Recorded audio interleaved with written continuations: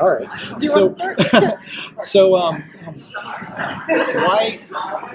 why tell this particular story? The story before Krypton's destruction. Well, I think there's a lot of reasons. I think part of the genesis, I guess, of the idea came from David Goyer when he was writing Man of Steel. Was compiling notes and doing his research for that that first 20 minutes or so of the film that's all set on Krypton, and I think it was during that he realized there's a very rich world here to explore, and it's something that's relatively unexplored, or underexplored, compared to the rest of the mythology, and so there's an interest in it from that level. It's kind of, to me, it's sort of fascinating to think of. I know who Superman is and what values he represents and what he means to so many people and what that symbol means. And so you sort of wonder what makes Superman Superman, and how much of that was his upbringing on Earth with Mara Park Kent, and how much of it, what makes him super, or is it his Kryptonian blood, and or is it a mixture of that, and if some of it has to do with his Kryptonian lineage and his heritage, then maybe it's worth sort of exploring what kind of world births a hero like Superman.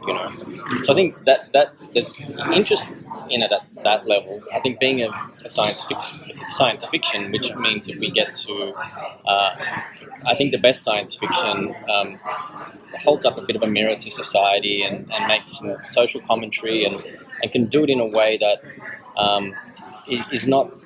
It's not too overt, or you can do it in a way like through the lens of science fiction. It can maybe be a little less confrontational, and we can start to talk about some issues that maybe otherwise we wouldn't feel as comfortable to. So I think that's what. I think that hopefully that answers it. There's lots of reasons why to do it, I guess, but I think they're the focus. So Krypton just premiered. What audience or demographic were you guys most nervous about how they would receive it and how engaged they would be? I think we were hoping. I mean, the hope was that it would have a broad appeal. That it would. That it wouldn't be a show just for comic book fans, and so if you're not super familiar with the Superman mythology, you could still get on board here. You don't need to have read every issue or watched anything that's come before. You can really walk into this show, and it should work for you. So but we also know that the comic book fan, that audience is really important for the success of the show. And we were just talking in the panel earlier about the sense that this is for us it's a privilege to work on anything connected to that Superman mythology. That's as a kid I can't remember life before Superman, and so many great creators and people that have worked on it in TV and film and whatever else, and so for us to have a chance to do that, that's I think what the anxiety is about, wanting to honor that and make sure that the comic book fans don't feel like we've taken this jewel in the crown really of the comic book world with Superman. I think we just want to make sure we're not disrespecting that legacy too much. So we don't want to, so we have to be careful of not disrespecting that legacy, but also still being bold enough to forge our own ground, and tell a new story. Otherwise, why do it? Why bring it to life in the first place? So exactly. Thank you. So even though, since it's a prequel, it does seem like it's more than that, since the future of Superman is at stake based on what we've seen in the premiere. So since it is kind of a new twist to the story, do y'all have a lot of artistic freedom in how you tell this? Yeah, absolutely. I think really from saw in the pilot, once Adam Strange arrives on Krypton, and the timeline has now changed, so anything that is considered canon is now, it's now up for grabs, I guess, and so there's a lot of freedom there.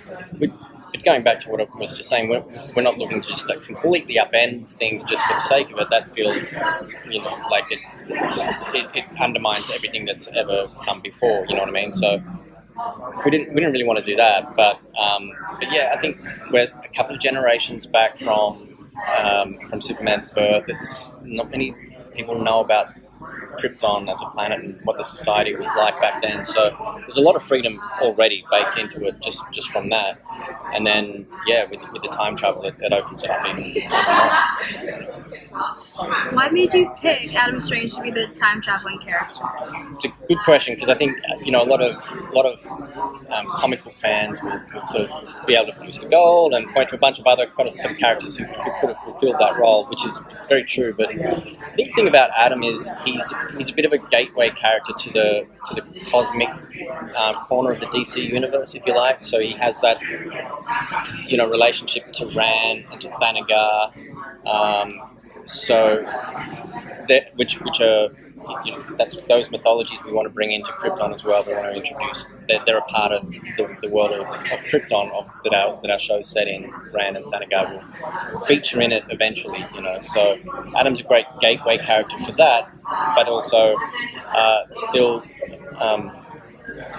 comes from Earth. So he's like the inverse Superman story. He's the alien on a different planet. As opposed to Superman, so he helps to be a proxy for the audience, because he's from Earth. He's the only contemporary Earthling, but he's also a gateway into another corner of the universe. We're going to see his costume. Yeah. But it's in some ways it's like we're still at the at an early stage, I guess, in Adam Strange's journey. I don't know if I would say it's an origin as such, because he's been at his job for a while when we first meet him, but not that long. So there's a lot we can still explore and develop with Adam, which is exciting. What made you guys want to pick Superman's grandfather, not his father, and tell that story instead? I think for some of the reasons we talked about, removing it that generation, it's just a less familiar character. I think we're very conscious of the audience, of not wanting the audience to feel like we're just treading water here and waiting for the planet to explode. And most people who know Krypton and know the character of Jor-El will sort of associate it with that. So we just don't want people thinking like there's this sense of inevitability about the way this is all going to end.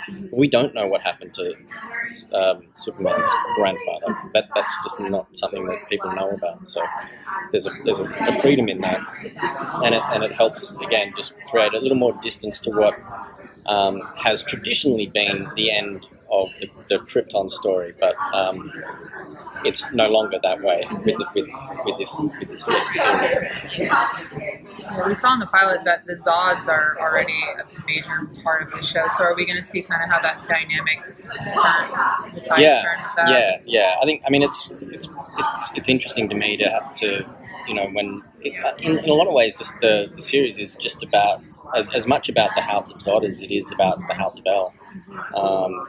There's a kind of almost Shakespearean kind of these two, like Romeo and Juliet kind of thing with these houses and the relationship between Seg and Lyda.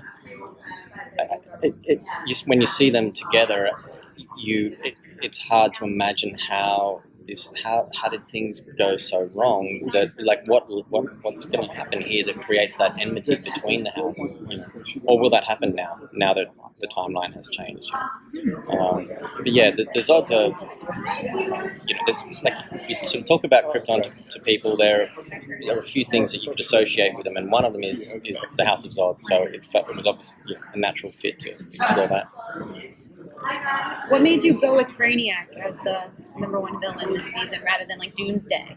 Yeah, again, well, Doomsday is actually in the first season as well. But I think Brainiac is another character that we haven't really seen before.